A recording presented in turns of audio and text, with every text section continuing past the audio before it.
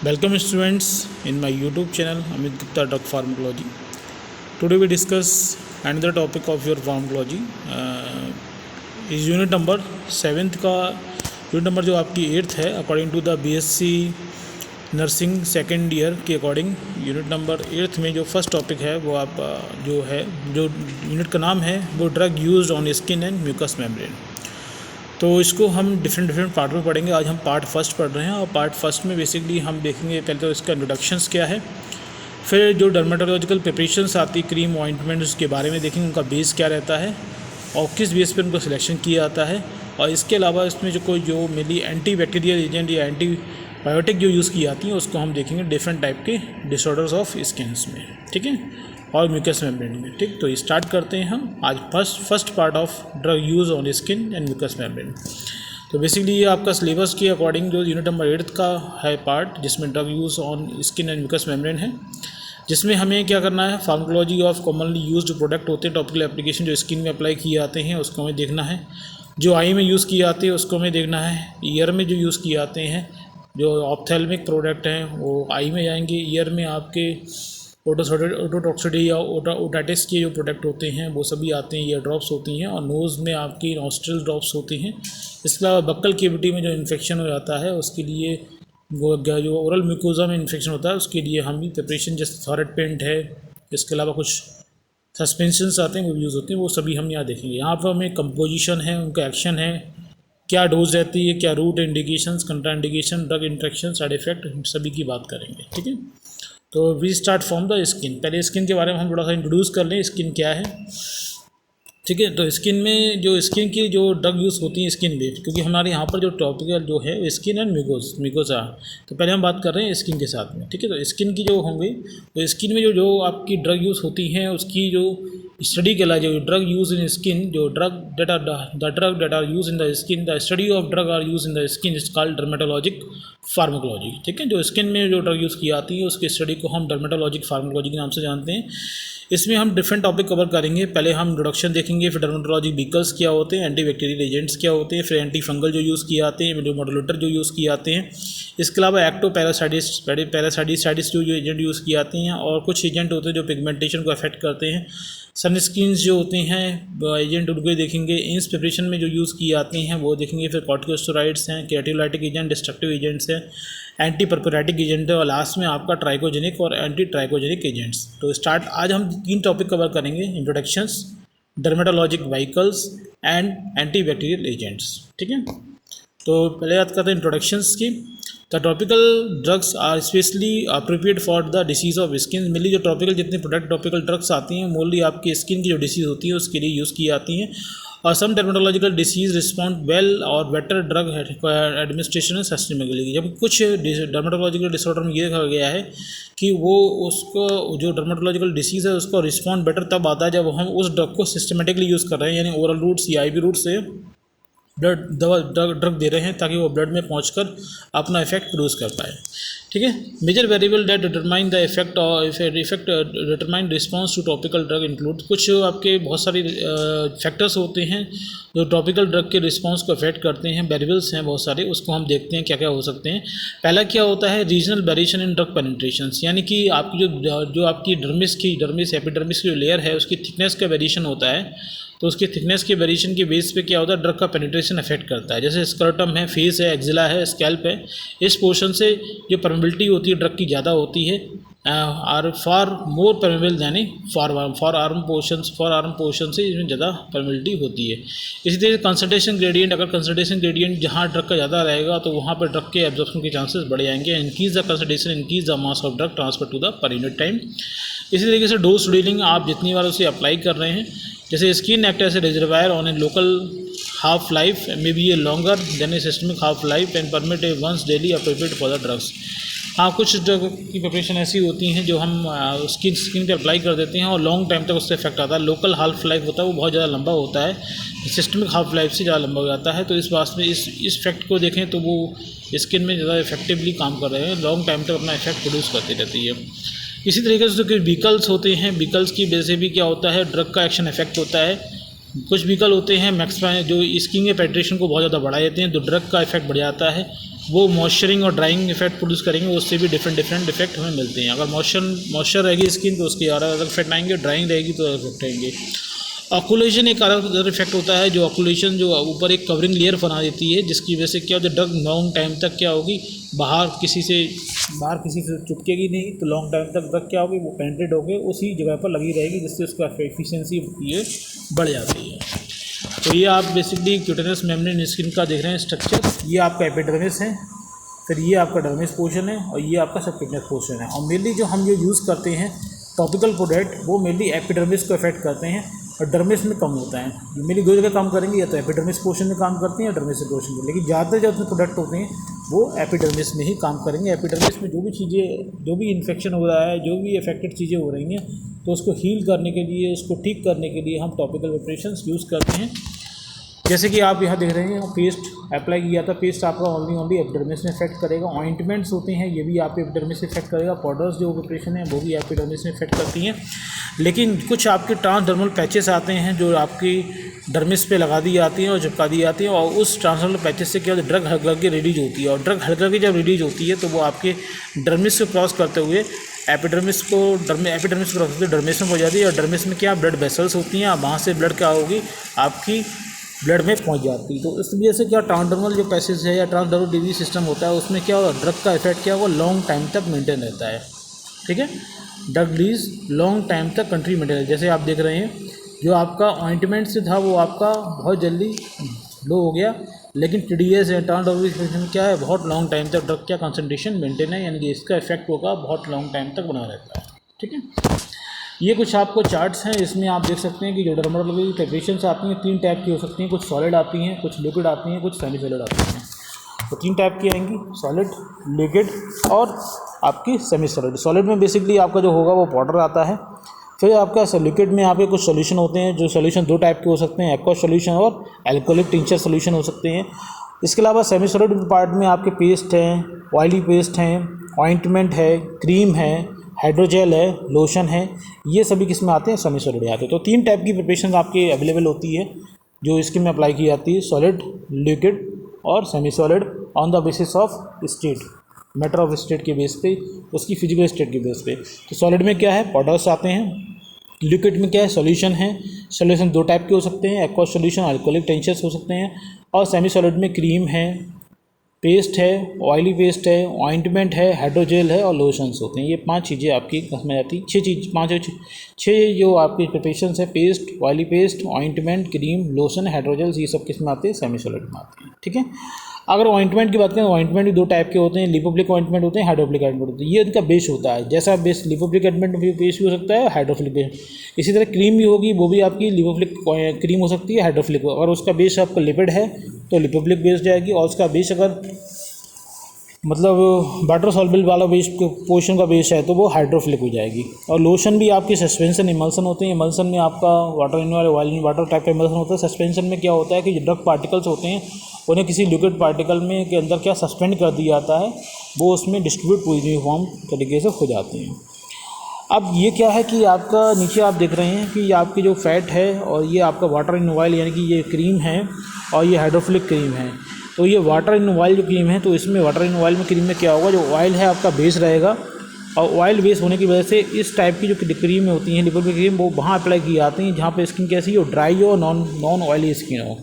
Non oily skin और dry skin में अगर ये अप्लाई करेंगे तो उसकी वजह से क्या होगा कि वाटर जो है वो ऑक्लूसिव सरफेस प्रोवाइड करे, जिससे वाटर इसके अंदर कंटिन्यू नीचे नहीं पहुँच पाएगा, और स्किन क्या होगी कंटिन्यू वहाँ पर ड्राई जो स्किन होती है वो ड्राई स्किन ना होकर वो आपके क्या होगा, वहाँ पर मॉइस्चर मेंटेन रहेगा, ऑयली मेंटेन रहेगी, और यहाँ से जो आपका मॉइस्चर कंटेन है वो बाहर नहीं जा पाएगा।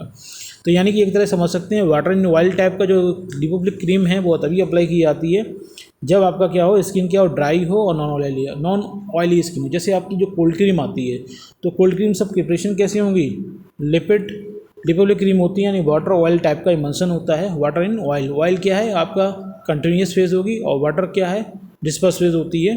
तो ये जो अप्लाई किए जाते हैं, जितने भी आपके ड्राइनेस ऑफ स्किन में जो प्रिपरेशंस होंगी वो सभी इसी बेस पे होंगी। यानी कि जो कोल्ड क्रीम होती है वो आपकी किस टाइप की होगी, वाटर इन ऑयल टाइप की होती है। यानी कि लिपोफिलिक क्रीम होती है। हाइड्रोफिलिक जो क्रीम है या हाइड्रोफिलिक में क्रीम में क्या होगा, जो इमल्सन इस टाइप का होता है ऑयल इन वाटर, यानी यहाँ पर जो वाटर है वो कंटिन्यूस फेज है और ऑयल है डिस्पर्स फेज है। यानी कंटिन्यूस फेज की बात किया है कि इसका अमाउंट ज़्यादा होगा और डिस्पर्स फेज का मतलब क्या है, जिसका अमाउंट कम होगा। तो यहाँ पर क्या वाटर का अमाउंट ज़्यादा है और ऑयल का अमाउंट कम है। तो ये जो ऑयल इन वाटर टाइप का जो लिपिड जो इमल्सन है या हाइड्रोफिलिक जो क्रीम है वो स्पेशली तब अप्लाई की जाती है जब स्किन क्या हो, मॉइस्ट हो और ऑयली स्किन हो। स्किन का तो बहुत ज़्यादा मॉइस्चर हो, स्किन में बहुत ज़्यादा ऑयली हो। अक्सर आपने देखा हो जो गर्मी के टाइम में जो क्रीम अप्लाई की जाती हैं वो आपकी सब कैसी होंगी, ऑयल इन वाटर टाइप की होती हैं। ठीक है, तो ये तो बात हो गई कि आपकी किस कंडीशन में कौन सा हम बेस, कौन सी टाइप की प्रिपरेशन हम यूज़ करते हैं। यानी कि एक बात क्लियर हो गई, यानी कि अगर क्रीम की बात करें तो जो लिपोफिलिक क्रीम होगी वो तभी अप्लाई करेंगे जब स्किन ड्राई और नॉन ऑयली स्किन होगी, और जो हाइड्रोफिलिक क्रीम है तभी अप्लाई करेंगे जब स्किन क्या ऑयली और मॉइस्ट स्किन होगी। यानी कि विंटर सीजन में जो आप ठंडों के समय जो आप यूज़ करते हैं वो कौन सा यूज़ करते हैं आप, लिपोफिलिक क्रीम, और समर सीजन में यानी गर्मी के समय में कौन सा यूज़ करते हैं, हाइड्रोफिलिक क्रीम को यूज़ करें। ठीक है, अब यहाँ पे कुछ इफ़ेक्ट पड़ता है बेस का कि ड्रग के एब्जॉर्प्शन में भी। बेसिकली हम जो लिपोफिलिक ड्रग होगी तो वो लिपोफिलिक ड्रग ये ज़रूरी होता है कि कुछ ड्रग होती हैं वो आपके लिपोफिलिक बेस में आसानी डिजॉल्व हो जाती हैं। अगर वो डिजॉल्व नहीं होंगी तो वो आसानी से डिजॉल्व नहीं होंगी तो आसानी से वो पेनिट्रेट होकर स्किन में नहीं पहुंच पाएंगे। तो ज़रूरी है कि लिपोफिलिक ड्रग हो तो उसके लिए बेस कैसा हो, लिपोफिलिक हो, और हाइड्रोफिलिक ड्रग है तो उसके लिए बेस क्या हो, हाइड्रोफिलिक हो। लिपोफिलिक बेस में लिपोफिलिक ड्रग होगी तो आसानी से वो पेनिट्रेट होकर कहाँ पहुँचेगी, डर्मिस से होते हुए अंदर स्किन की सबक्यूटेनियस फैट के आसपास या ब्लड वेसल्स या कैपिलरी में पहुंच सकती है। इसी तरीके से लिपोफिलिक ड्रग है वो हाइड्रोफिलिक बेस में होगी। ठीक है, अगर वो आपका लिपोफिलिक ड्रग है और हाइड्रोफिलिक बेस में होगी तो वो क्या ज़्यादा क्वांटिटी में पहुंचेगी। इसको समझने की कोशिश कीजिए। Lipophilic drugs in lipophilic base, तो लिपोफिलिक ड्रग होगी वो क्या है, लिपोफिलिक बेस में अगर डिजॉल्व है तो वो रिलीज़ क्या हो रही है, कम हो रही है, और जबकि लिपोफिलिक हाइड्रोफिलिक में डिजॉल्व है तो वो क्या हो रही है, रिलीज़ ज़्यादा हो रही है। इसी तरह हाइड्रोफिलिक ड्रग होती है वो लिपोफिलिक बेस में होगा तो वो क्या रिलीज़ कम हो रही है, जबकि हाइड्रोफिलिक ड्रग हाइड्रोफिलिक बेस में बिल्कुल रिलीज़ नहीं होती है।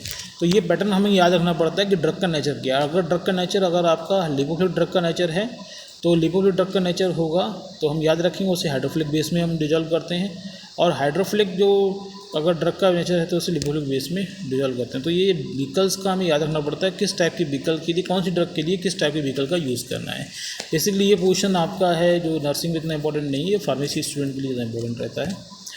अब आते हैं डर्माटोलॉजिकल व्हीकल्स क्या क्या हो सकते हैं। तो कुछ कम इंपॉर्टेंट पॉइंट होते हैं वो हमें व्हीकल्स के लिए बहुत याद रखना पड़ता है। किस व्हीकल का मतलब है, जैसे क्रीम है, क्रीम एक व्हीकल हो गया, ऑइंटमेंट एक व्हीकल हो गया, इसमें ड्रग तो उसमें भी होती है, ऑइंटमेंट भी, क्रीम में भी, लोशन एक व्हीकल मीडियम हो गया। ठीक है, और फिर आपका जेल एक व्हीकल मीडियम हो गया। तो यहाँ पर वो व्हीकल की बात कर रहे हैं। तो यानी कि जो अगर व्हीकल मीडियम जिस ड्रग के लिए बना रहे हैं तो उसमें कुछ पॉइंट होते हैं जो हमें कंसिडर करने पड़ते हैं during for the preparation of drug preparations. बनाने के लिए कुछ पॉइंट कंसिडर करने पड़ते हैं। वो इंपॉर्टेंट पॉइंट क्या है, फर्स्ट पॉइंट क्या है, solubility of active agent in the vehicle. याद रखना पड़ता है कि जो ड्रग है वो आपका उसकी सॉल्बिलिटी एक्टिव एजेंट में ज़्यादा हो, यानी एक्टिव एजेंट है वो व्हीकल मीडियम में सॉल्वेबल होना चाहिए। ठीक है, जैसे आपको मैंने बताया था लिपोफिलिक में जो डिजॉल्व होगा और इस तरीके से वो ब्लड में आसानी से पहुंच सकता है। ठीक है, इसी के रेट और release of agent from the vehicles, जो व्हीकल से जो एजेंट है वो आसानी से रिलीज़ होना चाहिए, तभी वो आपके स्किन की पेनिट्रेट करके स्किन में पहुंच सकता है। तो पहले सॉल्बिलिटी अच्छी होनी चाहिए। दूसरी बात क्या है, रेट ऑफ रिलीज़ भी अच्छा होना चाहिए ताकि व्हीकल मीडियम से वो निकल जाए। तो यहाँ पर जो मैंने आपको बताया था, देखो रेट ऑफ रिलीज़ यहाँ पर ज़्यादा है, किसी कम होता है। ये प्रॉपर्टी अफेक्ट करती है अलग टाइप के ड्रग्स के नेचर के अकॉर्डिंग। ठीक है, तो यहाँ तो ये पॉइंट आपके लिए है, या बस ये याद रखिए, ये वाले पॉइंट बहुत इंपॉर्टेंट बन जाएंगे आपके लिए।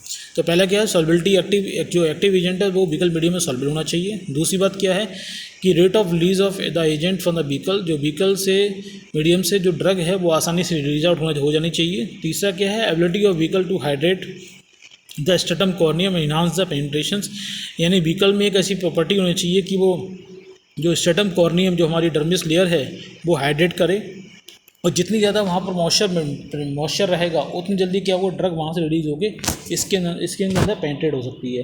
अगर हाइड्रेट नहीं रहेगी स्किन तो आसानी से वो पेनिट्रेट नहीं हो पाएगी। इसलिए हाइड्रेशन बहुत इंपॉर्टेंट फैक्टर है for the penetration of the drug.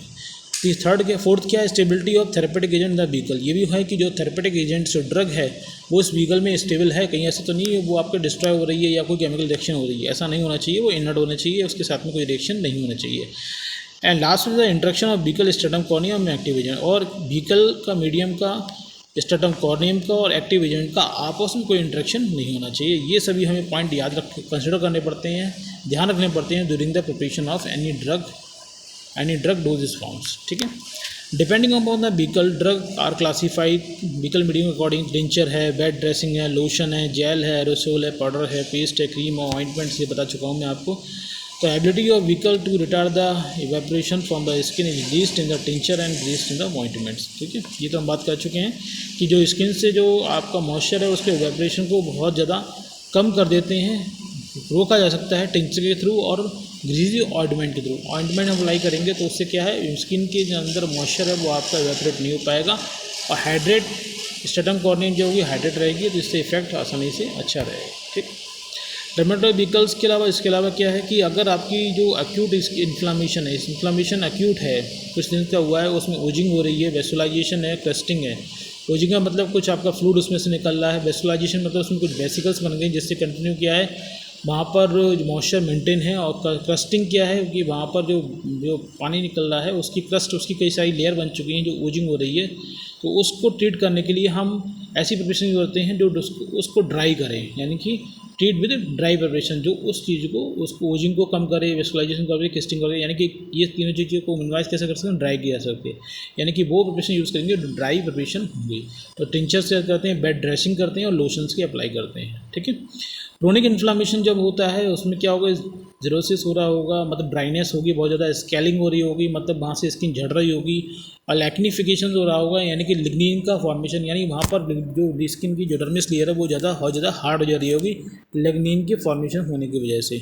तो उस टाइम में क्या है, बहुत ज़्यादा ड्राइनेस है, बहुत ज़्यादा स्केली है और बहुत ज़्यादा थिकनेस बढ़ गई है, तो उसको ठीक करने के लिए हम लुब्रिकेटिंग प्रिपरेशन यूज़ करते हैं। लुब्रिकेटिंग प्रिपरेशन यानी क्रीम है, ऑइंटमेंट है, उस कंट्रोल का यूज़ किया जाएगा क्रोनिक इन्फ्लामेशन कंडीशन में। ठीक है, इसी तरह टिंचर्स हैं, लोशन है, जेल, एरोसल हैं, ये सब अप्लाई किए जाते हैं स्कैल्पी और हेयरी एरिया, जहाँ पे स्कैल्प है, मतलब आपका डेंड्रफ टाइप का कुछ जो स्कैल्प झड़ रहा है, और हेयरी एरिया है, तो उस कंडीशन में हम क्या टिंचर्स, लोशन, जेल्स और एरोसल का यूज़ करते हैं।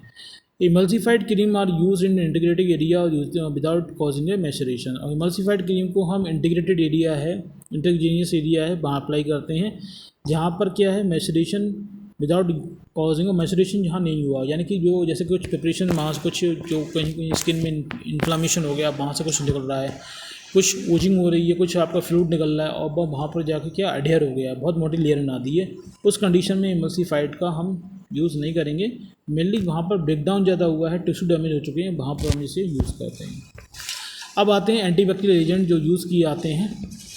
तो एंटीबैक्टीरियल एजेंट्स बेसिकली जो पहले तो ये है कि जितनी भी आपकी ऑइंटमेंट्स, क्रीम आती हैं जो आपके ट्रीटमेंट ऑफ डर्मेटाइटिस में यूज़ की जाती हैं, उसमें बेसिकली कॉर्टिकोस्टेरॉइड तो इंपॉर्टेंट कंटेंट है ही, और कॉर्टिकोस्टेरॉइड के साथ में एंटीबैक्टीरियल एजेंट रहता है। कॉर्टिकोस्टेरॉइड क्या करेगा, इन्फ्लामेशन को प्रोड्यूस करता है, और एंटीबैक्टीरियल एजेंट क्या होते हैं, उस इन्फेक्शन को कम करते जाते हैं। तो topical corticosteroid do not inhibit the effect of को एडमिनिस्ट्रेशन एंटीबायोटिक, यानी कॉर्टिकोस्टेरॉइड के साथ में अगर एंटीबायोटिक का यूज़ कर रहे हैं तो उसके इफेक्ट को कोई इनहिबिट नहीं करते हैं, उसकी इफिशियंसी को ख़राब नहीं करते हैं। In the treatment of secondary infected dermatitis combined therapy is superior to the corticosteroid therapy alone, यानी कि अगर हम कोई भी इन्फेक्शन हुआ है, कोई डर्मिस में किसी चीज़ से इन्फेक्शन हुआ, उस कंडीशन में क्या है कि हम कॉर्टिकोस्टेरॉइड के वो अकेले यूज़ नहीं कर सकते, वो अकेले इन्फ्लामेशन कम करेंगे, लेकिन उस इन्फेक्शन क्योर करने के लिए हमें यहाँ पर एक एंटीबैक्टीरियल एजेंट का यूज़ करना पड़ेगा। इसलिए मोस्टली जितनी प्रिपरेशन होती हैं उसमें कॉर्टिकोस्टेरॉइड के साथ में क्या होगा, आपका एक एंटीबैक्टीरियल एजेंट जरूर होता है। जैसे आपने देखा होगा बेटनीसोल, बेटामेथासोन्स के साथ में आपका नियोमाइसिन है, या फिर नियोमाइसिन के अलावा आपका कॉट्रीमैक्साजोल है, उसके साथ में कुछ आपका बेटामेथासोन है, इस तरह के आपको देखने मिलेंगे। प्रेडिनिसोन है, ये सब क्या है, कॉर्टिकोस्टेरॉइड है। प्रेडिनिसोन के साथ में क्या एक एंटीबैक्टीरियल एजेंट पड़ा हुआ है। आप अक्सर देखते हैं कि जितने भी आपके स्किन इन्फ्लामेशन, स्किन जो डर्माटाइटिस से इन्फेक्शन में जो भी आपकी क्रीम्स आती हैं सब में एक कॉर्टिकोस्टेरॉइड होगा और दूसरा एक एंटीबैक्टीरियल एजेंट पड़ा होता है। ठीक है। नंबर 3 पॉइंट, एंटीबायोटिक और corticosteroid combination are useful in the diaper dermatitis, otitis externa और पिगमेंटिन एमीटिजाइनेशन एक्जिमा। यानी कि जो आपका कॉर्टिकोस्टेरॉइड और एंटीबायोटिक का जो कॉम्बिनेशन होता है, जो हमारे डिफरेंट टाइप के टॉपिकल प्रिपरेशंस हैं, क्रीम है, ऑइंटमेंट है, लोशन है, इसमें आते हैं, वो आपकी यूज़फुल रहते हैं। डाइपर डर्माटाइटिस में यूज़फुल रहते हैं। ओटाइटिस एक्सटर्ना मतलब जो आपका ईयर में जो इन्फेक्शन हुआ है एक्सटर्नल पार्ट में, उसमें। इसके अलावा एक्जिमा जो हो जाता है, स्किन में ड्राइनेस होने लगती है। एक्जिमा 2 टाइप का होता है, ड्राई होता है और एक आपका वेट होता है। तो दोनों ही कंडीशन में जो ऑइंटमेंट या क्रीम जो भी आएंगे वो आपके दोनों एंटीबायोटिक भी होगी और कॉर्टिकोस्टेरॉइड कॉम्बिनेशन के साथ में होती है। The pathogen in surgical wound are those residue in environmental to environmental, so information about regional drug resistance is important. ठीक है। इसके अलावा क्या है, जो आपके पैथोजन्स इन सर्जिकल वॉन्ड जो होती हैं उनमें भी आपके जो एजेंट यूज़ किए जाते हैं, तो उसमें एक चीज़ का इन्फॉर्मेशन और रखना पड़ता है कि वो आपकी सर्जिकल पैथोजन्स जो हो रहे हैं कि ऐसा तो नहीं ड्रग रेजिस्टेंस कर लिया है, तो इस चीज़ को ड्रग रेजिस्टेंस तो नहीं कर लिया, इस चीज़ को ध्यान रखते हुए हम वहाँ पर डिफरेंट टाइप के कॉर्टिकोस्टेरॉइड और एंटीबैक्टीरियल प्रिपरेशन का यूज़ करते हैं। ठीक। अब आते हैं एंटीबैक्टीरियल एजेंट कौन से यूज़ किया जाता है। तो मेनली 3 टाइप के एंटीबैक्टीरियल एजेंट्स हैं जो आपके ऑइंटमेंट, क्रीम या टॉपिकल में प्रिपरेशन में होते हैं। एक होता है बेसिट्रासिन और जर्मीसिडीन होता है। दूसरा आपका पॉलीऑक्सिन बी, नियोमाइसिन और जेंटामाइसिन के साथ में होते हैं। और कुछ आपके एंटीबायोटिक, टॉपिकल एंटीबायोटिक होते हैं जो इंस के लिए जो यूज़फुल होते हैं। तो पहले बात करते हैं बेसिट्रासिन और जर्मीसिडीन। बेसिट्रीन और जर्मीसिडीन जो होते हैं वो आपकी पेप्टाइड एंटीबायोटिक्स हैं और एक्टिव होती हैं अगेंस्ट ग्राम पॉजिटिव ऑर्गेनिज्म के साथ में, जैसे स्ट्रेप्टोकोकाई है, निमोनोकोकाई है और स्टेलोकोकाई है। और मोस्ट ऑफ एनारोबिक कोकाई है, नेसरिया है, टेटनस बेसिलाई है, डिप्थीरिया बेसिलाई है, इसके अगेंस्ट में एक्टिव है। यानी कि आपका ये ग्राम पॉजिटिव को भी किल करते हैं और साथ में जो आपके एनारोबिक जो आपके कोकाई या अदर डिप्थीरिया टाइप के बेसिलाई जो भी बैक्टीरिया हैं उनके अगेंस्ट में भी ये एक्टिव रहते हैं। इसके अलावा आपका bacitracin is compound is in ointment base alone और in combination with neomycin, polymyxin और बोथ। और ये देखा गया है कि जितनी भी आपकी प्रिपरेशन होती हैं आप देखेंगे तो आपका जो बेसिट्रिसिन जो कंपाउंड होगा वो बहुत कुछ प्रिपरेशन में ऑइंटमेंट बेस में अकेला होता है और कुछ में क्या होगा कॉम्बिनेशन में होगा, नियोमाइसिन के साथ में, पॉलीविशिन बी के साथ में या दोनों के साथ में हो सकता है। ठीक है। तो bacitracin is poorly absorb through the skin से ये पुअरली एब्जॉर्ब होते हैं। तो जो इसका मतलब क्या है, बेसिट्रिसिन ओरल ये स्किन से एब्जॉर्ब होकर ब्लड में नहीं पहुंच पाएंगे, ओनली स्किन में ही रहेंगे और स्किन में ही जो इन्फेक्शन हुआ उसको ठीक करने का काम करते हैं। So systemic toxicity is rare but allergy contact dermatitis is frequent. यानी कि इसमें क्या होगा, सिस्टमिक टॉक्सिसिटी के चांसेस कम रहते हैं बट एलर्जिक डर्मेटाइटिस के चांसेस ज़्यादा रहेंगे। वो एलर्जी तो हो सकती है बट ये ब्लड में नहीं पहुंच पा रहे हैं तो सिस्टमिक टॉक्सिसिटी के चांसेस कम रहेंगे। इस तरह से पॉलीमैक्सिन बी है, नियोमाइसिन है, जेंटामाइसिन है। तो पॉलीमैक्सिन बी जो है वो पेप्टाइड एंटीबायोटिक है, इफेक्टिव है दोनों टाइप में, ग्राम नेगेटिव बैक्टीरिया जो इन्फेक्शन होता है उसमें भी। और ये जो आपकी पॉलीमैक्सिन जो बी है वो जितने भी आपके ग्राम पॉजिटिव ऑर्गेनिज्म है उसके अगेंस्ट में काम नहीं कर पाती है, तो ये उसके अगेंस्ट में रेजिस्टेंट रहती है। नियोमाइसिन जेंटामाइसिन है वो एक्टिव हैं अगेंस्ट नेगेटिव ऑर्गेनिज्म के। यानी कि पॉलीमैक्सिन बी है वो आपका ग्राम नेगेटिव के अगेंस्ट में एक्टिव है। इसी तरीके से नियोमाइसिन और जेंटामाइसिन भी क्या है, ग्राम नेगेटिव ऑर्गेनिज्म के अगेंस्ट में एक्टिव है, उनको किल करने का काम करेंगे। Gentamicin generally show a greater activity against the P aeruginosa and than neomycin. Gentamicin जो है आपका जो बैक्टीरिया जो है वो आपका जो पी एरिसोना एरियोजिनोसा जो बैक्टीरिया उसके अगेंस्ट में एफिशिएंसी बेटर रहती है as compare to the neomycin की। और नियोमाइसिन जो है वो आपका सेंसिटाइजेशन पर्टिकुलरली इन एक्जिमा जो डर्मेटाइटिस है और if a compounded in ointment vehicles में यूज़ किए जाते हैं। ठीक। अब आपके कुछ आपके इंस में जो यूज़ करने वाले प्रिपरेशंस हैं तो उसमें मेनली आपकी 3 टाइप की जो ड्रग ज़्यादा यूज़ की जाती हैं, कैलिडीमाइसिन, एरिथ्रोमाइसिन्स, मेट्रोनिडाजोल और सल्फासिटामाइड्स। ठीक है।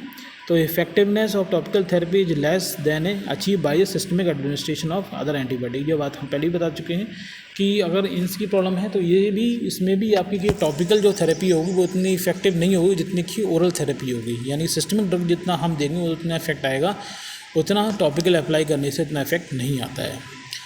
Topical therapy is suitable in a mild and moderate case of inflammatory एंस। अगर आपको माइल्ड है और मॉडरेट टाइप का इन्फ्लामेटरी एंस की प्रॉब्लम है उस कंडीशन में तो ये टॉपिकली इफेक्टिव है, लेकिन सीवियर है तो आपको सिस्टमेटिकली रूट यानी ओरल रूट से या आईवी रूट से ड्रग देनी ही पड़ेगी। टॉपिकली आपसे काम नहीं चल सकता। क्लेंडामाइसिन एक्टिव होता है अगेंस्ट द प्रोइम्यूनोबैक्टीरियम एंस, जो एंस की रिस्पॉन्सिबल बैक्टीरिया उसके अगेंस्ट में आपका क्लेंडामाइसिन एक्टिव है। इसके अलावा एरिथ्रोमाइसिन भी एक्टिव है, बट इसका जो मैकेनिकल एक्शन है वो आपका प्रॉपर तरीके से पता नहीं है। ये स्पेशली आपका जो एंस वल्गरिस जो होते हैं माइसिन इन्फ्लामेटरी एंड वल्गरिस में इफेक्टिव है, लेकिन इसकी मोड ऑफ एक्शन क्लियर नहीं है। इसलिए एडवर्स इफेक्ट की बात करें तो एरिथ्रोमाइसिन सोल्यूशन हुआ वो कभी कभी बर्निंग का सेंसेशन करता है जब हम उसे अप्लाई करते हैं, अप्लाई करेंगे, और ड्राइनेस इरिटेशन भी स्किन में हो सकती है। इसके अलावा टॉपिकल वाटर बेस्ड जेल होते हैं, अगर वो इज लेस ड्राइंग और मे बी ये बेटर टॉलरेटेड होते हैं, वो ड्राइंग की चांसेस उनसे कम रहेगा। और metronidazole topical metronidazole effective in the treatment of एंस रेसिमोसा का जो इन्फेक्शन है उसमें मेट्रोनिडाजोल प्रिपरेशन होती हैं वो ज़्यादा इफेक्टिव रहती हैं, लेकिन इसके मैकेनिकल एक्शंस इतना पता नहीं है किस एक्शन से काम करते हैं। और topical use during the pregnancy and nursing mother children is not recommended. अगर टॉपिकल यूज़ आप जब कर रहे हैं तो उसका टॉपिकल यूज़ से जितने भी प्रिपरेशन है प्रेगनेंसी के टाइम में और नर्सिंग मदर के टाइम बाई नर्सिंग मदर और चिल्ड्रन के टाइम में हम ना दें, ये कंट्राइंडिकेशन रहेगा। और लोकल एडवर्स इफेक्ट आपके वाटर बेस्ड जेल फॉर्मुलेशन के साथ आते हैं जिसमें ड्राइनेस है, बर्निंग या स्टिनिंग पॉसिबिलिटी हो सकती है। अब आप कहते हैं क्वेश्चंस क्या क्या हमें सावधानी रखनी है। Question should be exercise when apply the metronidazole near the I and avoid the excessive tearing, यानी कि जब भी आप मेट्रोनिडाजोल वाली जो क्रीम्स हैं ऑइंटमेंट उसे अप्लाई करें तो आई के पास जो अप्लाई करें तो बहुत संभल के अप्लाई करें, कहीं आई में न लग जाए, जिससे क्या होगी बहुत ज़्यादा टीयरिंग जैसी प्रॉब्लम होगी, बहुत ज़्यादा एक्सेस टीयरिंग होगी।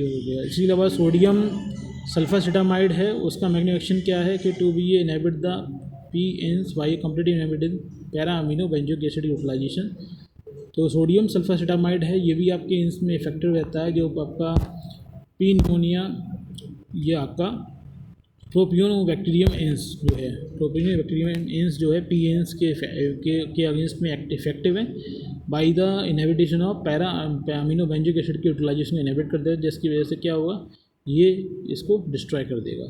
और 4% topically application of sulfacetamide is absorb, so it is use in contraindication patients have hypersensitive to sulfonamide. 4% topically sulfonamide use किया जाता है जो स्किन से एब्जॉर्ब हो जाएगा, लेकिन ध्यान रखना पड़ता है जिस पेशेंट को हाइपरसेंसिटिव रिएक्शंस हैं सल्फोनामाइड के साथ में उस पेशेंट को हम सोडियम सल्फासिटामाइड का यूज़ ना करें। तो ये कंप्लीट हुआ आपका टॉपिकल एंटीबायोटिक इंजेक्शंस तक। ठीक है, तो आज हमने 3 चीज़ डिस्कस की, इंट्रोडक्शंस, इसके अलावा आपका साथ में डर्मेटोलॉजी के व्हीकल्स और एंटीबैक्टीरियल एजेंट्स, ये 3 टॉपिक कर लिए। पहला आपका इंट्रोडक्शंस, दूसरा आपका डर्मेटोलॉजी प्रिपरेशंस और फिर आपका एंटीबैक्टीरियल एजेंट्स। कल हम बात करेंगे एंटी फंगल की। ठीक है, वीडियो अगर आपको पसंद आया हो पार्ट फर्स्ट का तो ज़रूर लाइक कीजिएगा। कोई कन्फ्यूजन हो तो कमेंट बॉक्स जरूर पूछिएगा, और आपको लगता है ये वीडियो किसी की हेल्प हो सकता है तो उसे ज़रूर शेयर कीजिएगा। नेक्स्ट वीडियो मिलेंगे, तब तक के लिए थैंक यू।